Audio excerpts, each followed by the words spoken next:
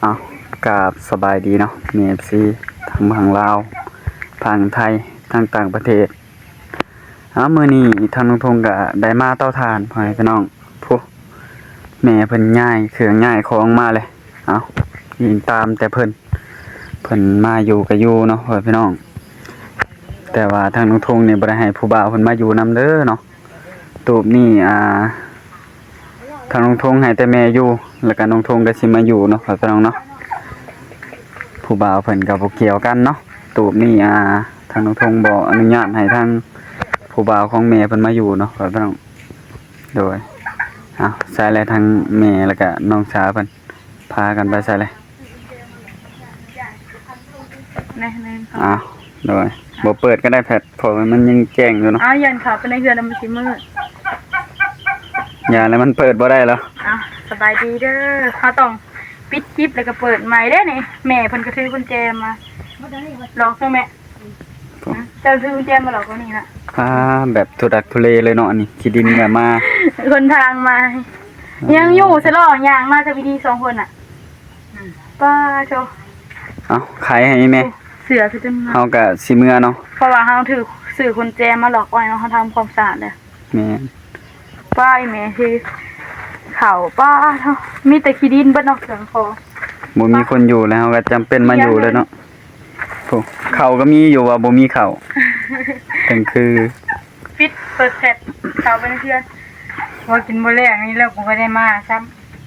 ำมาเอาแล้วเฮ็ดได้ซะสิไปขอน้ำไผเนาะเขาก็เอากินกลุ่มเขาเนาะสิไปขอน้ำบ่ได้มือยาวบ่ดีดีเลยอยากเนาะว่าแล้วมื้ออื่นโอ้บ่ได้บ่ดีนี่คนแจเฮาซื้อมาหรอกไปเอาทำความสะอาดแล้วเบิดเลยอีหยังก็แล้วเบิดมาเลยทงขึ้นมาเลยทำความสะอาดแล้วเบิดแล้ว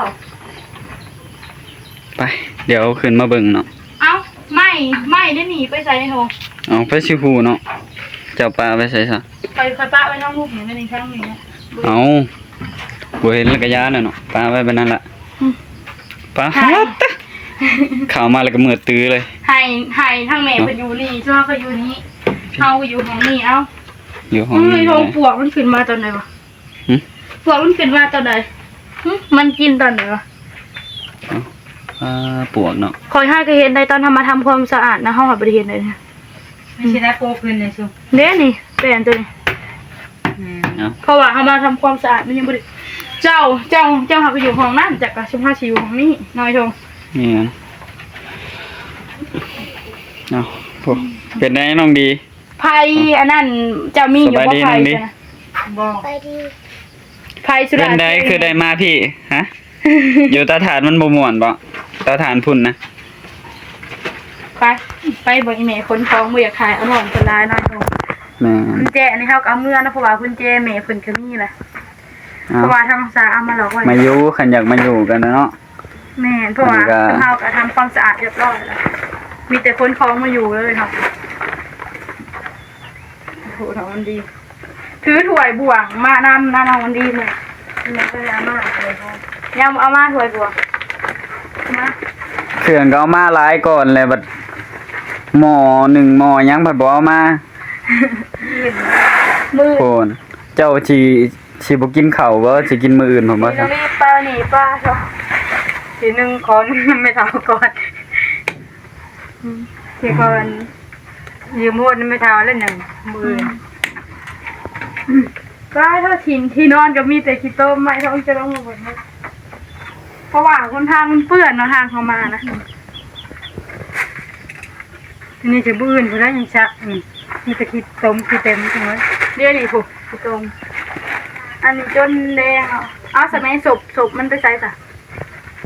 เจ้าผัดเผามาฝนตกจากทางขี้ต้มกับเปื้อนนี้เผามาพ่นมาก็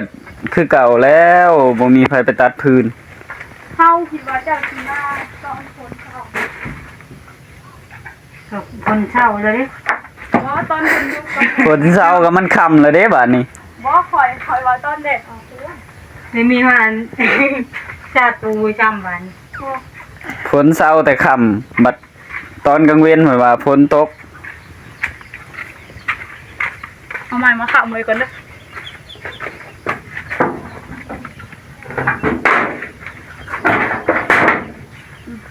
ไม่ดี เอาไปน้องดีกระตากระเตยยังก็ เด็กเอาใหม่ทำไว้ อืม ทั้งแม่เพิ่นเทิงไข่น่ะก็บ่ได้มีได้ไข่น่ะ ป่องเยี่ยมเนาะนี่ โอ้มีไปสู่ป้าดอกขี้ต้มเจ้าคือบ่หากระสอบหยัดใส่มาเจ้าเพิ่นเอามาแต่นี่มันจะมีแต่ขี้ต้มเบิดสีนอนได้อยู่บ่นำได้ขี้ต้มเต็มบ่นอนเลยน่ะ ผิดเนาะ ทิ้งเอาไว้แล้วมันเปลือกเบิด2ด้าน มา ป้าเจ้าทำความสะอาดเรียบร้อยมีแต่คนเถียงมาอยู่เนาะ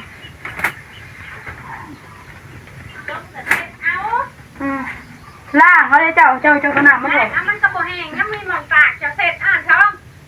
จะหาแค่ขาดแค่เพียงเสร็จเอาจะไปล้างให้มันเปียกตื้ม เพื่อนเบิด แห้งอีกบาทนึงจะไปตากไม่ใส่ ป้าอยู่ล่อมาผัดบ่เอาหยัดใส่อันนั้นหยัดใส่สอบก็ได้นี่ผัดนี่เนาะหยัดใส่สอบ เสร็จจะหาเอาแค่ขาดน่ะ ไทยสุราเซลลก็บ่มีโค้งหน้า เสร็จเอาเสืออีดีหันเสร็จจะได้มือจะกระชักเอาแนวมันเนาะ โค้งทุกเจ้าบ่บอกเขาเนาะว่าทุกเจ้าบ่ได้ถือไฟมาก็จะมาให้อยู่ในเดือนไทยสุราเซลล เอาสบายดีป้าบอน สบายดี ยังบ่ได้กองพื้นวันนี้นะ ย่างแล้วถ้าก็ว่างผืนมันฝนตกหมดมือ โอ้ จะเอาเสือแห้งนะทองเอาเสืออีดีหันจะได้มันแห้งหัน นี่เบิ่งแม่ผู้ เสร็จ เพื่อนเบิ่ง นั่นมันก็เป๊ะแล้วจะไปเอาเปียกมันก็เปียกตืมเลย ผู้ไอ้โท เอามาก็บ่ใส่สอบใส่หยังเนาะ ใช่ก็ได้มันก็โดนเสร็จลงไปยังสั้นเสร็จลงไปยังสั้นอันก็มันถึกแล้วคือแบบนี้เจ้าก็เอาเสร็จแล้วแหละจะไปเอาอัน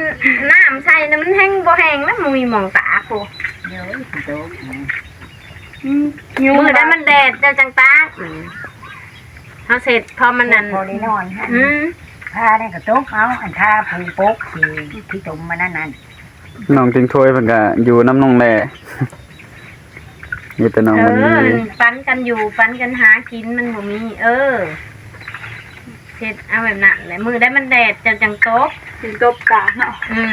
คือผ่าอันนั้นแหละข่อยว่าจะเอามาปูนอนเพิ่นบอกให้ซื้อนั่นแหละแต่ห้ามมีเลยเด้เฮาก็เลยไปซื้อ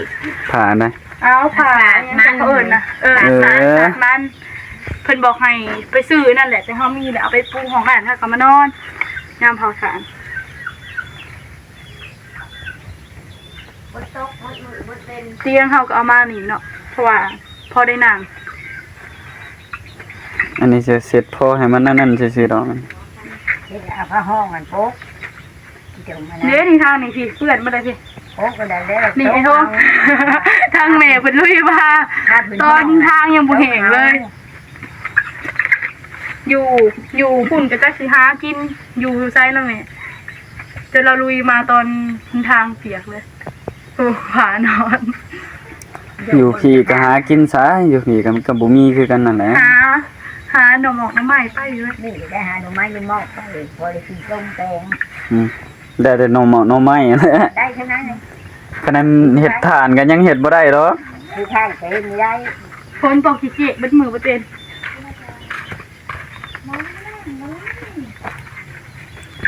อ๋อกินไป2 คน2แม่ลูก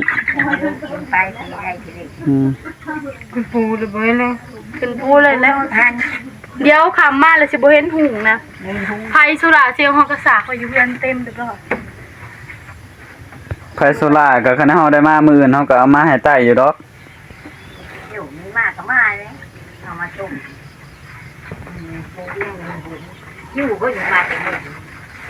เพราะย้ายไปเที่ยวอีมันมีเห็นหุ้มเข้ากับห้องกินย้ายไปอีกเดินพักจูนั่น เฮาก็ยังมาตะเว้นอยู่แต่ฝนตกแม่เฒ่าเอ้ยฝนตกแฮง ย้ายอีหัน ไผสุราเซลล์ใน มันมีหันมันมีหุ้มย้ายไปอีหัน เดี๋ยวจะหน่อยสิใครเข้าให้ก็ได้อารมณ์ไม่เท่ากับใคร เรื่องพูดจะป้าพูดมันมีช ซ้ อ อบ มไม่ลูกไว้อยู่ตูบน้อย ย้ายไปแบบใดอีกซะแม่เฒ่า โอ้ยย้ายคือขามึงนะทางที่พักจูนั่นเนี่ยพักจูขนาด ทางในเฮือนเด้อยู่บนประตู มันอันนั้นนะเท่ามันเค คินโพดมันปิ่นเคิน เอาใส่สะแม่อันน่ะศพมันได้ค่ะ มัน เนี่ยผมมันอยู่หันได้ โพดมันเป็นเรื่องป่า เจ้ากระปูเลยขามมาเลยสิบ่เห็นหุงน้อยพอเพื่อนมันยังเปื้อนสางเอาถ้ายามแดดแก กระปูแบบนั้นแหละคันยันอันปูใส่ละยันมันเปื้อนก็ได้ ป้าทางแม่เพิ่นถือเครื่องมาเบิดข่าวคลี เออ สอบได้ หม้อหนึ่งหม้อยังบ่ถือมาเปิดเครื่องนุ่งเพิ่นว่าถือมาบ่กหลาย มันเฮาป้าพุ่น ไปเดี๋ยวเฮาไปซอยแม่เฒ่าต่อบัดนี้ไปเฮ็ดให้แม่เฒ่าเดี๋ยวมันสิค่ำเฮาก็สิได้เมื่ออะไรนี่นะให้แม่ปูนอนแทนนี่ไปเบิ่งนำแม่เฒ่ากันดอกไฟเป็นจังไดคือว่าอันนั้นได้อยู่แม่เฒ่า ก็ได้แน่มันนี่หุ้งเดือน อ้าวจ้ะ ผมส่งก็ได้ สิลม อันนี้อีหยัง เอาไปโอ้แม่เฒ่าสิต่อเติมหม่องใดเด้เนาะคือว่ามีอันลังกะสี จะสิเรียนครูบ่ มันบ่หุงแบบใดแม่เฒ่าฮะ มันน่ะกลัวเขาย้ายเนาะพี่ย้ายอันนี้มาพี่ ง่ายมาตอนนี้ เเฮิ่มช่องแดง แล้วบอกให้ง่ายมาพี่แล้วบัดนี้ ย้ายไปพุ่นต่อป่านนี้เอ้า นี่พี่โจร้ายดูมึงดู ป่าที่เก่าเลยทงมีแต่เอาดอกมันงุ่มลง เอาดอกมันงอมลงอันนี้ เอาดอกมันงุ่มลง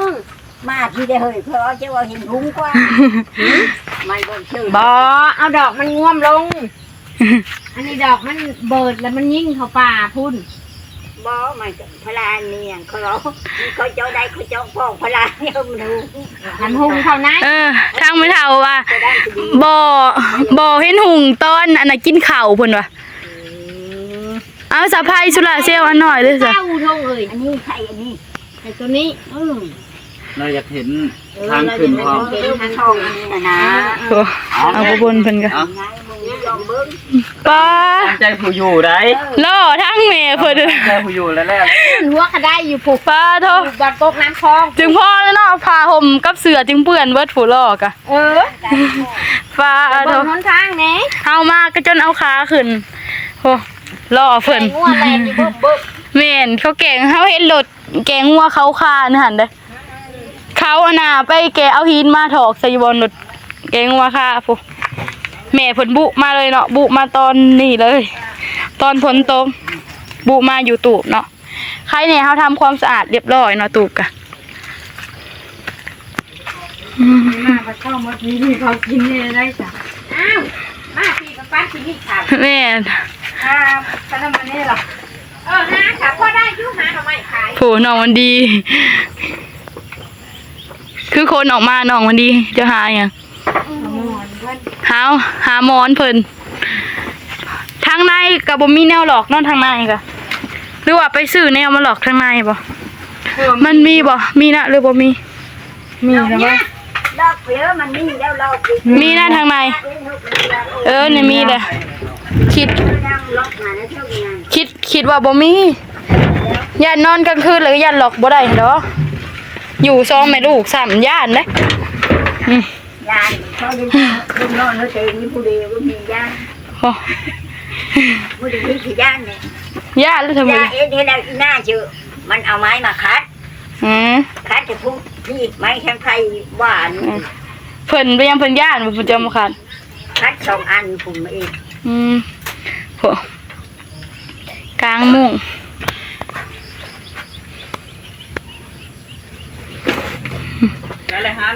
อันนี้ก็ถ้าน้องศึกษาก็สิมานอนห้องนี่เนาะก็ไม่ทงเพิ่นแม่เพิ่นบุมาตอนหนทางเพิ่นเปื้อนเนาะจนที่นอนก็เปื้อนล้อก็เปื้อนเสื้อผ้าก็เปื้อนเพิ่นว่าย่านข้าวบดกินถามมาเตาถ่านก็คือเก่าหั่นแหละข้าวบดกินกันหาเลยเนาะ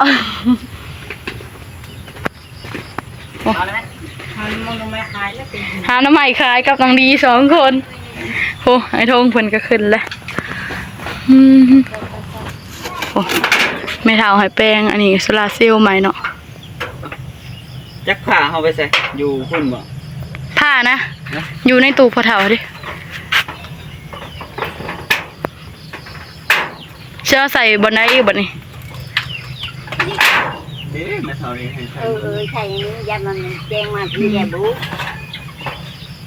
ได้แล้วบ่เสื้อพางนะ มาเอาเสื้อพางมาหน่อยแม่เฒ่า ที่หน้าเอามาแล้วโกจะพังนะไม่ได้ เอาถูดเข้าไปอีกเนาะเพิ่นบ่เห็นหงเพิ่นเนาะ นี่ได้บ่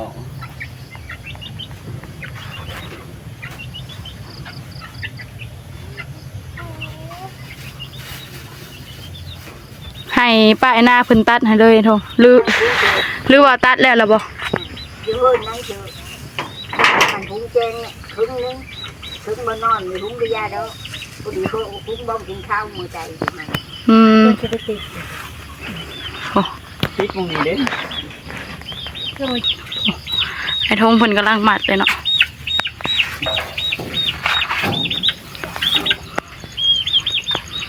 ถูดเข้าไปอีก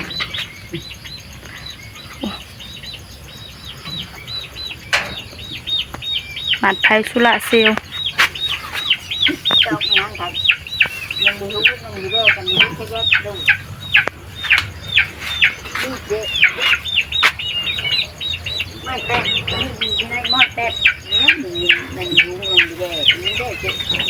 มันจะเป็นเยอะเจ้า โอ้เสียงไก่เนาะ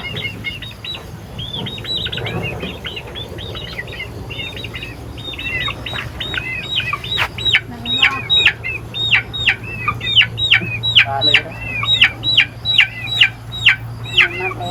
เสียงไก่น้อย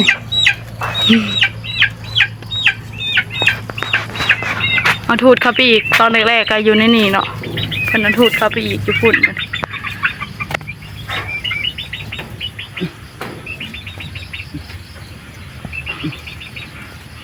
ตอนนี้ก็เริ่มค่ำแล้ว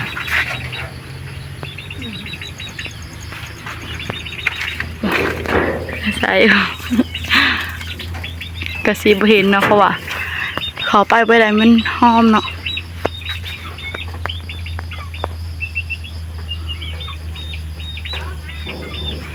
มาสุราเซียวให้เพิ่นเนาะพวกทางเมย์เพิ่นก็อยู่พุ่นเนาะ บ่ได้กับป้าเอา โอ้เริ่มขำเลยเนาะมาไขกุญแจให้ทางเมย์เพิ่นเนาะแม่เพิ่นมานอนอยู่เตาถ่านกับน้องวันดี2 คนเนาะโดยอมริทางสากสิได้จบคลิปไปเพียงเท่านี้ไปพบพอกันในคลิปหน้าเด้อกราบขอบคุณทางเมย์ FC เบอร์สุขุสุคนที่เบิ่งคลิปของน้องสาตั้งแต่ต้นจนจบที่บ่ขามโฆษณาทางน้องสาว่าผิดพลาดประการใดก็ต้องขอโทษขออภัยทางเมย์ FC เบอร์สุขุสุคนทางน้องสาสิขอตัวลาไปเพียงเท่านี้ขอกล่าวคำว่าสบายดีบ๊ายบาย